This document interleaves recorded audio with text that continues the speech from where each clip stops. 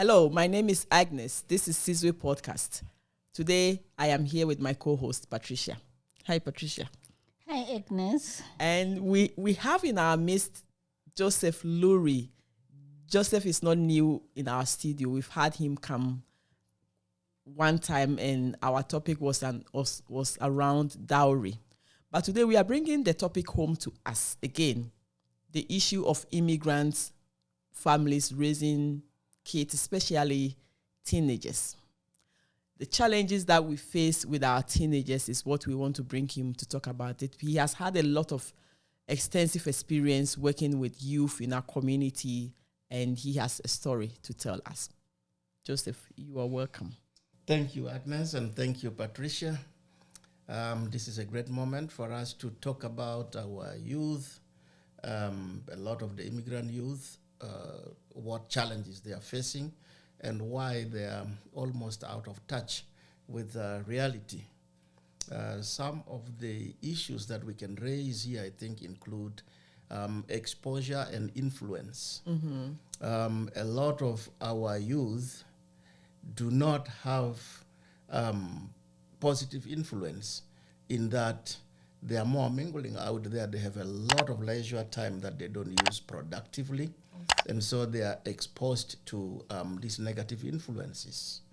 And that is one of those reasons that has led them to go astray, that they want to follow what they think others are doing that are right. Unfortunately, they would be the ones who are left to carry that task. And at the end of the day, they are the ones who are found in violation of the law. Another influence is also the frustration in school. When these young fellows come here, they are put in school by age, not by knowledge. And so such kind of placements in school usually results in one not performing well. And so you find yourself somehow isolated, or you isolate yourself because you don't belong. And so they tend to find quick ways of where they belong.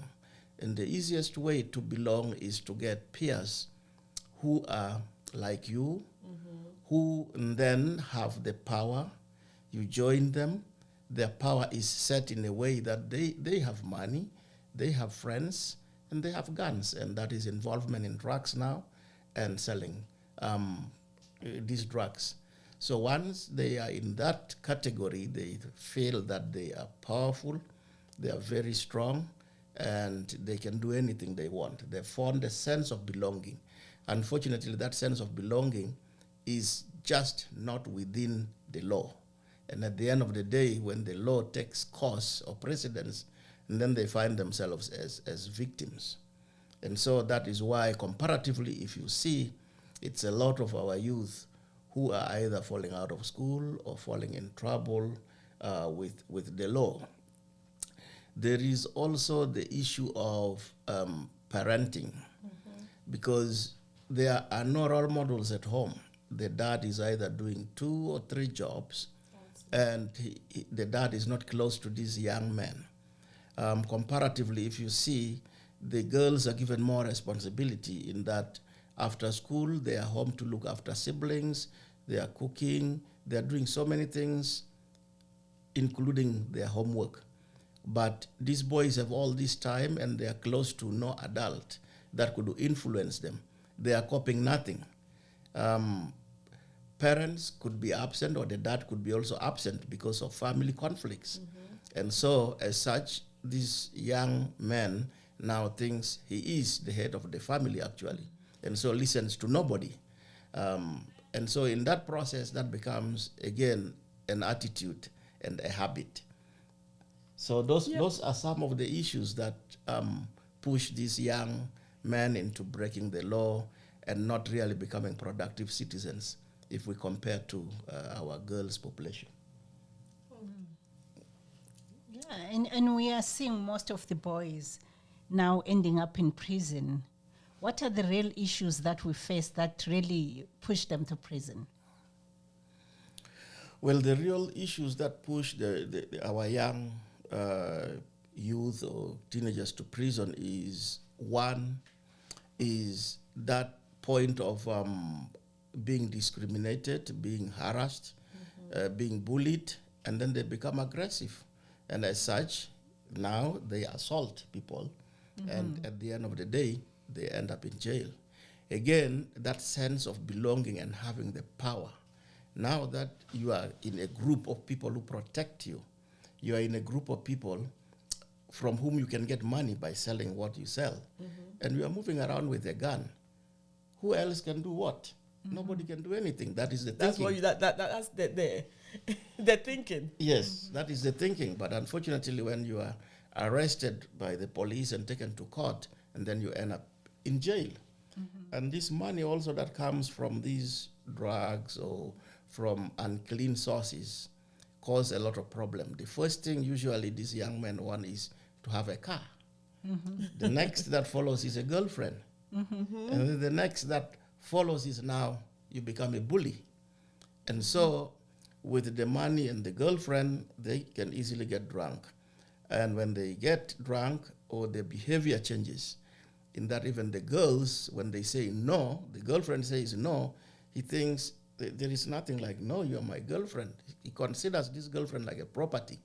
So he either fights and beats up this girl, this still takes one to court, or in other ways force her, into sexual act. And so now this becomes physical assault, this becomes sexual assault. Exactly. Yes. And so when you are taken to court and with all those evidence, and then you have no way of staying outside of jail. You will be inside jail. Wow. And so those are some of the connections that really push our young men to this lifestyle of breaking the law and so on. And more importantly, I don't know how moms can arrest that and change that attitude. Because really the absenteeism of parents or the fathers in the house is a big deal. A lot of the immigrant youth who come into Canada come from backgrounds where the two parents are very important. Yes. The dad is very important in the life of the boy. Mom is very important in the life of this girl. But then when we come here, because of petty disagreements, we break apart. The dad is no more in the house. And what happens is these young men take over and behave like the dads in the house. Yes. And so that leads them into so many challenges, which at the end of the day, it's the breaking of the law, and they end up in jail. Jail. Hi. Hi guys, if you just join us, this is Sizwe Podcast. Patricia and we are privileged to have in our midst Joseph. Joseph have worked extensively with immigrant youth, especially boys, and the challenges that they face. It is obvious that when you take the average group of 18-year-old immigrant youth, majority of them who are boys are not doing well. If you look at the number of girls from immigrant homes who go to school, pursue a career, or do something productive, it is mostly outweigh the boys. And Joseph have laid the foundation. How is your home? Who are taking decisions in your home? Are the parents together? How are the youth being monitored? And I have an example. My son had to go through the same challenges because I was somehow a single mother. And when my son was leaving home every day to school, I thought he was going to school until I got a letter in the mail that he has been kicked out of school. But every day he made me feel that he was going to school. And the challenges started from there. If you are a parent and you are listening to us, I have kids, you have kids. These are issues that we have to come around the table and make it open. It is not a secret that your son is struggling, because if we don't tackle it, very soon they are going to end up in jail. Recently, there was a police case that I heard that a boy brought a 13-year-old girl into his parents' room, not knowing that girl has been bagged. His phone has been bagged by the police. And as I speak, the boy is in jail. And the parent didn't know that girl was 13. He called the girl my girlfriend. But when the police found out, The girl was 13 years. And what is a 13-year-old boy doing in your basement? These are some of the challenges that we need to confront and talk about it so that we can have solutions to it. Patricia, you run Boys to Men, and I think these issues that Joseph have lined up really resonates with you. What are some of the programs that you normally, the team that run the Boys to Men talk about? They talk about most of the issues that Joseph is talking about. Yeah. And also we call people from the mental health. Yes. We bring the police to talk to them. Very good. And the biggest thing is that we have fathers who want to mentor these boys. Not only fathers, and we bring young people who are men who are at the university to mentor the boys. So if you have a son, really encourage them to come to these sessions, especially for us as Black women. Mm-hmm. Most of us are single mothers. Yes. And as a single mother, we don't know how to raise a boy. Not at all. So we need the help in raising our boys. Yes. So, Joseph, what are some of the things that we can help our boys with? Some of the things that we can, you can help these boys with would include making them to understand that circumstances change, situations change. Mm-hmm. And in the absence of the father, it's not the end of the world. Awesome. And so you need to look into your future, that what can you do better so that tomorrow you can tell people that even without my dad in the house, my mom supported me through, and I was able to see reason that the absence of my dad in the house was really not the end of the world. That's one of the things we have to begin convincing them. The other is also to play a role convincing these men, these young men, because they look at the absence of, the fathers in the house. They are busy working and not working the jobs they take pride on, because boys like taking pride. Mm-hmm. And so somebody whose dad was a doctor, an engineer, or a teacher now comes and he finds the dad is no more working in the hospital as a doctor, he's no more working as an engineer, he's no more working in the school as a teacher. So this takes a bit of the pride out of this young man. Yeah. And so they end up saying, well, Dad, but you are a doctor now. I can do anything. I can earn money just as you are working. You are working now, yes. Yeah, so it's very, very important that they should understand that things change, situations change, and it is for the good of the family that this dad has abandoned to sacrificing, pursue. Sacrificing to live in this country, especially for us who are first generation immigrants. Yeah. We have abandoned those prestigious jobs to come here and do menial jobs so that our kids can have a better life. Yeah. Do parents really explain this to their kids? I think sometimes the conversation at home is also a border, and it is one of the things, for me, one of the things that makes our young boys go astray more. Because like you said, when I come home and I'm cooking, my daughter is with me. Around the stove, we talk a lot. She will bring up things. Do men also have that kind of menial activities around the house to do with their sons? Well, there are few men who do that. The majority of the men either don't have the time, they are coming from those 2-3 jobs tired, or actually, even if they're in the house, they don't have the relationship with the boys. Yes. These boys are buried in their bedrooms if they are at home. Mm-hmm. And if they are not at home, they are in the malls. Yes. And so it takes courage from the dad to say, come down from your bedroom. Let's do something together. Come and learn from me. Yes. And like I always tell other parents, it's not bad if you tell your kid and say, you know what, you never know, tomorrow I may be dead. What have you learned from me? Mm-hmm. What are you copying from me? And so those conversations can bring some influence. Talking about careers, it's so important. You don't have to be broken down and just forget about that. The unfortunate thing with the dads who need to change is they have a lot of time to talk about politics back in their country of origin. Back in their country of origin, I'm telling you. They have no influence. They will never change anything.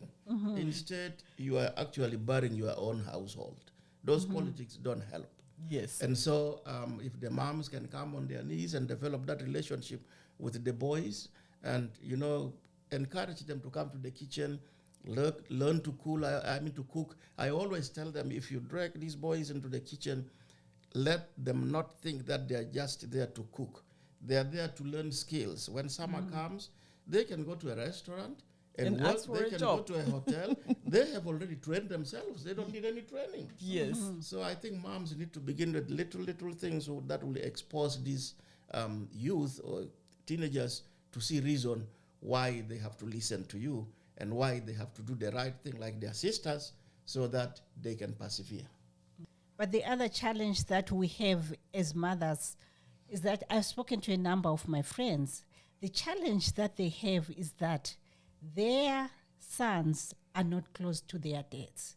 It's like our men are very closed, that our sons end up coming to us instead of coming to the father, even if the father is in the house. So our men are very distant.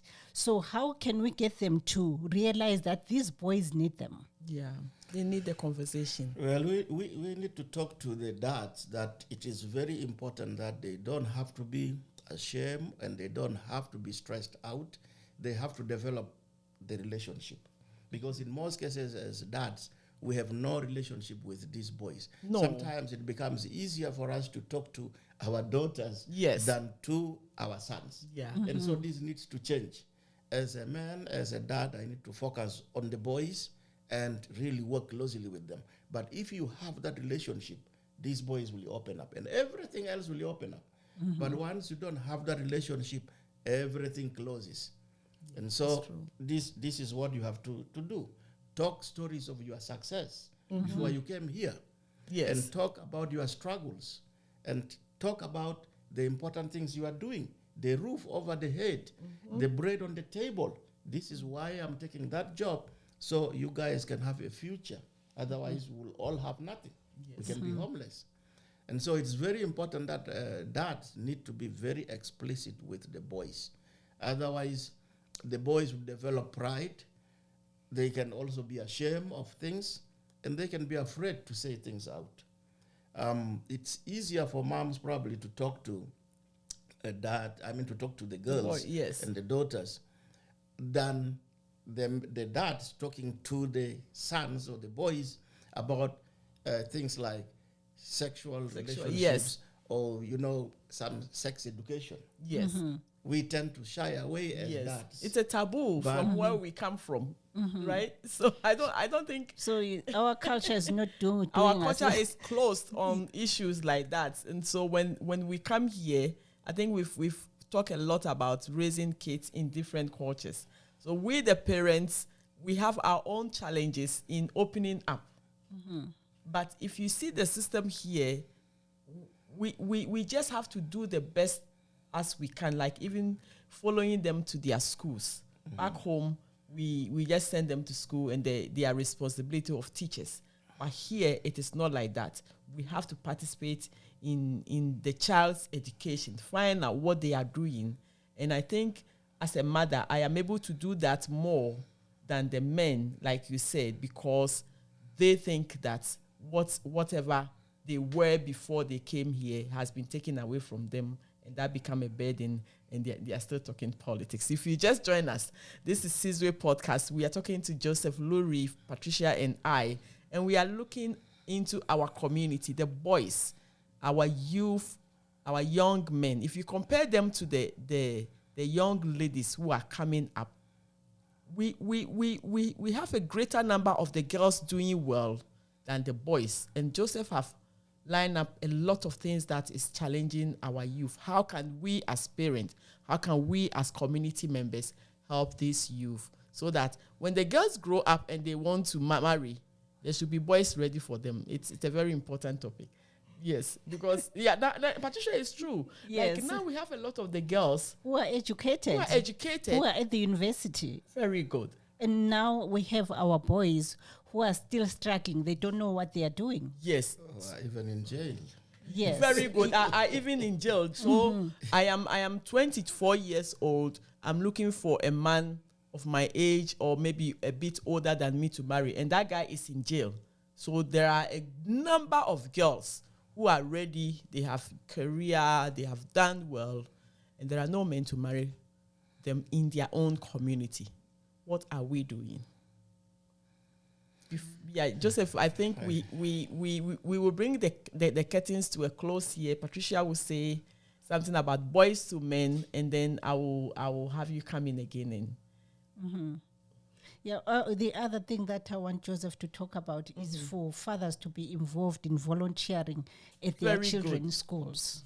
How important is that for the father to show that even if they are playing basketball, for the father to be there? And that is very significant because it brings in the building of the relationship that we are saying it's not there. Yes. And so it brings them close. It brings not only that relationship, but also it pushes you, the parent, to know the friends of your own kids. Your kids. Yes. Because in most cases, we never know the friends of our children. And they only ask you, I'm going for an overnight sleep. And so you wonder, where are you going? Where are you going? I'm going to my friends. I will come back.